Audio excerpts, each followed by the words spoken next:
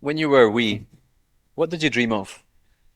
Do you remember when someone would ask, what do you want to be when you grow up? And you actually had an answer. When I was 4 or 5, I wanted to be a pop star. The only problem was I couldn't sing. Still can't. And to make matters worse, my family were massive Cliff Richard fans. Now, I've got nothing against Cliff, but when your early musical education consists entirely of congratulations, the young ones, and mistletoe and wine, it doesn't exactly ignite your inner rock legend. So there I was, belting out off-key Cliff Richard songs, convinced that I was destined for fame, even though my audience, my mum and dad, were trying their best not to laugh. But you know what I did have back then? A dream, a feeling that anything could happen. Maybe you did too. Maybe like me, you wanted to be a singer, or a footballer, or a hairdresser, or a designer. Maybe you dreamed of working abroad, or becoming a teacher, or just being someone who made the world a little better. You had a picture in your head of the kind of person that you might become, and it was bright and full of possibility. You didn't yet know about bills and burnout and broken hearts. You hadn't learned to edit your dreams and your hopes down to something more reasonable. You just dreamed. And then life happened. Some dreams came true, some didn't, and some changed shape along the way. You gained wisdom, experience, scars. You've seen joy, and you've known loss, and you've been stretched and refined in ways that you could never have imagined. And maybe that's the thing about growing up. Somewhere along the way, the dreaming gets quieter. In Japan, there's this beautiful tradition called Kinreiki.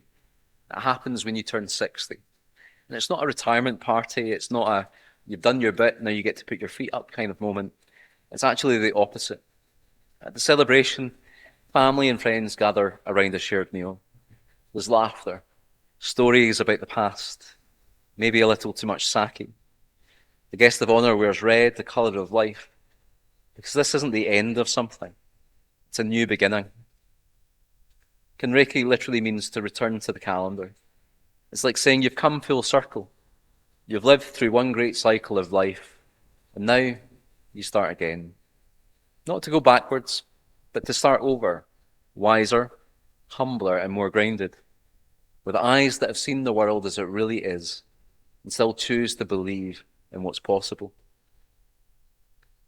So maybe Kinreiki isn't just a birthday milestone. Maybe it's an invitation, a moment to stop, to breathe, to look at your own story, to see how far you've come, how much you've carried, and how much you've learned. It's that quiet realization that you've lived enough, you've lost enough, and that you've loved enough to start again. Not by erasing the past, but by honoring it, letting it teach you how to live differently in the here and now. Because even after everything, every joy, every failure, every detour, God isn't finished with you yet. There's still more life to live, more grace to receive, and more purpose to uncover. A Kinreiki moment isn't the end of the story. It's the turning of a page. It's the start of a new chapter. And I wonder if that's what God is saying to us. Aberdeen North, it's time to begin again. Maybe we're standing at our own Kinreiki moment. We've lived, we've prayed, we've built, we've served, we've seen God's faithfulness. And now perhaps God is whispering, this is a new chapter. It's time to begin again. Ezekiel felt that same call to start over. Imagine life, hope, and God's presence flowing where it seemed impossible. God's people were living in exile. Jerusalem had fallen. The temple, God's home, had been destroyed. Hope had run dry. And then right there, in the middle of the rubble, Ezekiel has a vision of water trickling out from the temple. Just a little at first, a stream, an ankle-deep puddle of promise. But then he walks a little further, and the water's up to his knees and then his waist. and then so deep that you can't touch the bottom. And this river flows. It doesn't stay inside the temple. It flows out into the desert, out into the dry and lifeless places, out to the Dead Sea. Everywhere it goes, life begins to appear. Trees spring up along its banks. Fish swarm in its currents. Salt water turns fresh again. Everywhere the river goes, there's life. That's the picture, and that's the promise. It's a vision about God's Spirit spilling out from sacred places into ordinary ones. And that's not just ancient poetry. It's not just something Ezekiel saw once upon a time. This is our picture. Because the same Spirit that flowed through that vision is still flowing now. It's here, in this place, in us. The river isn't a story to admire. It's an invitation to enter, to step in, to believe that this is our promise too. That the life God brings isn't something somewhere else or sometime later. It's here, now, if we let the current carry us. The river is what happens when God's life starts to move through people, through us. For generations, people held that vision close. When everything felt dry, they'd whisper, "One day we'll see the river flow." And then centuries later it does. Not as water this time, but as wind and fire and spirit.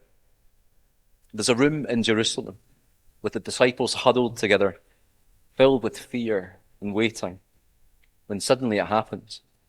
The sound of something rushing, the sense of something bigger, the start of something new. And a fisherman named Peter, the same man who sank in the waves, who once swore that he didn't even know Jesus, steps forward, voice trembling, heart burning, and he tries to explain the unexplainable. The river Ezekiel saw, it's moving again, and it's not flowing from stone walls this time. It's flowing from hearts, from people just like you and me. Peter quotes the prophet Joel. "In the last days," God says, "I will pour out my Spirit on all people. Your sons and daughters will prophesy. Your young will see visions, and your old will dream dreams." I'm struck by the order. The young will see visions, and the old will dream dreams. Because visions and dreams aren't the same thing. They're connected, but they flow in different directions. Visions are about what could be.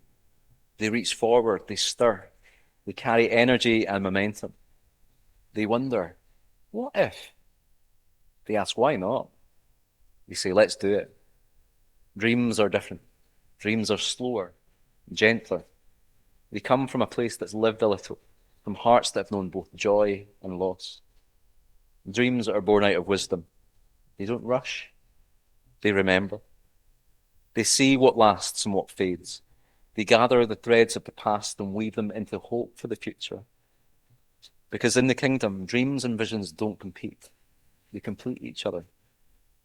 Visions without dreams can become reckless, and dreams without visions can become stagnant. The young need the old to steady them with wisdom, and the old need the young to stir them with passion. And when both generations listen to the same Spirit, something powerful happens. Energy meets wisdom, experience meets imagination, roots meet wings, and the river begins to move. That river is flowing right now here at Aberdeen North. It starts as a trickle, a quiet act of love, a simple conversation, a shared meal, a prayer whispered for someone who's struggling. And then the river moves out beyond these walls, through our streets, our schools, and our homes. As it flows, it brings life. Watch as it flows through Maastricht, bringing hope to weary families and strength to those who feel forgotten. See it wind through the streets of Summerhill, where kindness becomes contagious and life becomes lighter again. Notice it spill into Northfield, turning places of frustration and fatigue into places of fresh beginning. And follow it as it flows through Cummings Park and Sherrixley, into corners of our parish and our city that have felt dry for far too long, bringing renewal and joy. Everywhere the river goes, there is life. And it's not just about the streets out there, it's about the dry places in us, the parts of us that feel worn out, the places where faith feels thin, where joy has gone quiet. God's river wants to flow there too, to soften what's hardened, to refresh what's tired, and to bring life again.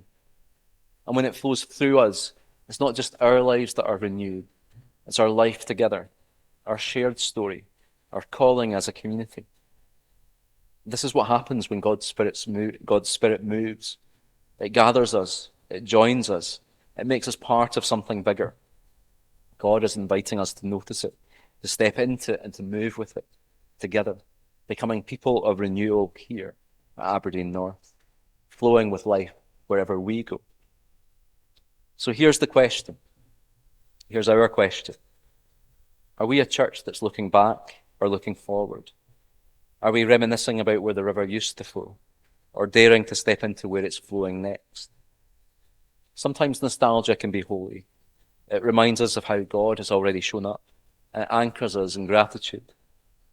But nostalgia can also keep us standing on the banks, remembering the old currents instead of stepping into the new ones. Because the river doesn't stop. It keeps moving and it keeps calling.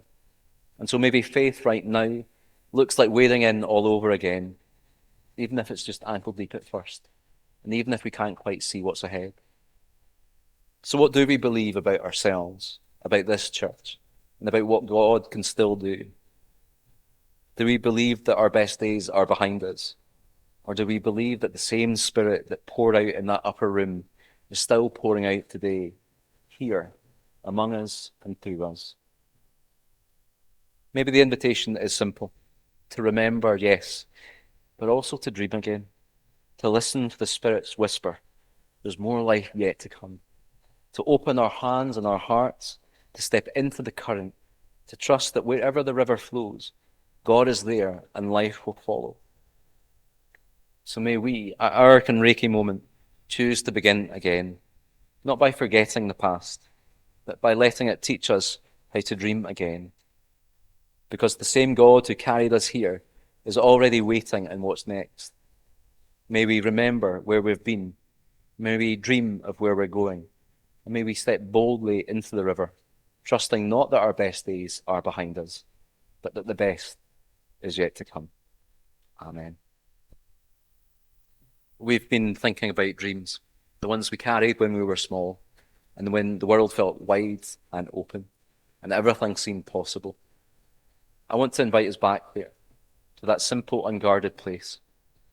You're about to see some childhood photos, familiar faces with bright smiles, maybe even your own. As the pictures play, let's take a moment to remember. What did you dream of back then? What stirred your heart? What hopes filled your imagination? And as you watch, maybe listen for these gentle questions. Which of those dreams still linger? Which one might God be breathing life into all over again? Not as it was, but as it could be now.